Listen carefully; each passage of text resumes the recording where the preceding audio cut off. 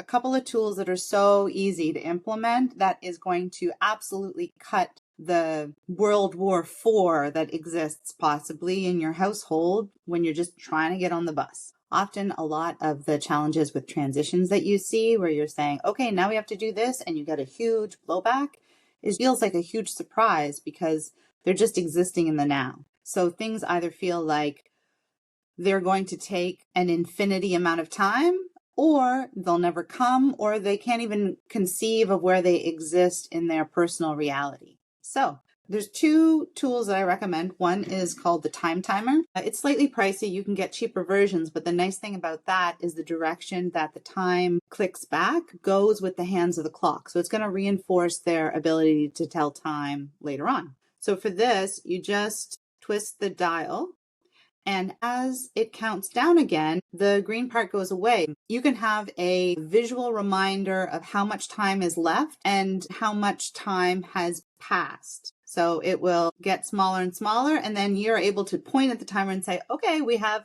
5 minutes left, and they can see that this is less than this. So that takes away that feeling of like it's forever or it's now, or never or now. And so when it counts down, that's it. The nice thing is that if you want them to use this with any tools that you want your child to use independently, you never touch it, because the second you touch it, it becomes yours. If it's something that only they touch, it becomes theirs. So if I'm teaching this to a student, I'm prompting them with my words. So I'm saying, okay, take this middle and twist it to the 20. So this reinforces numbers as well, but I'm not going to twist it myself. You have to think about who's using this tool, because if you are looking for them to independently use this, which I would recommend, you're letting them take the reins. Before they move it to the 20, I'd have a conversation. Okay, how long do you want to play for? They would say, I want to play for an hour. And maybe you let them go for an hour. Maybe you say, okay, let's start with 20 minutes, and then let's talk about it when the timer goes off. So you can have 20 minutes, 20 minutes, 20 minutes.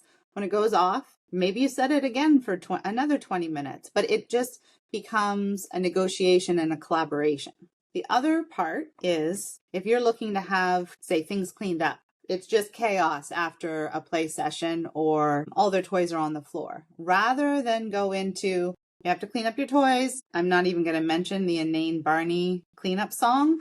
You can say something simple like, I wonder if you can clean these toys up in 20 seconds. And you have never seen a person move this fast. And what I like to do is count slowly. Not use this necessarily, but just I count slowly while they clean up. So I'll go 1, 2, and I'll count up. And so that's reinforcing numbers at the lower levels as well. But this is fun because you can say, I wonder how much you can do, how long it will take you to do that thing. So maybe it's a work, like a pen and paper task. Maybe it's a cleaning up task. And you can time them and they can do the task. And that takes any task that is not something that they want to do, something that's not their preferred activity, and makes it a game. So this lets you make anything a game. I wonder how long it's going to take you to fold those clothes.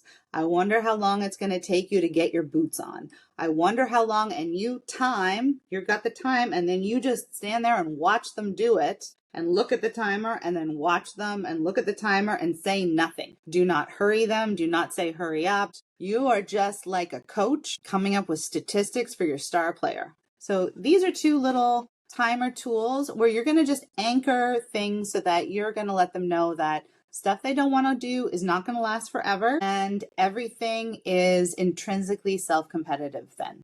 That helps.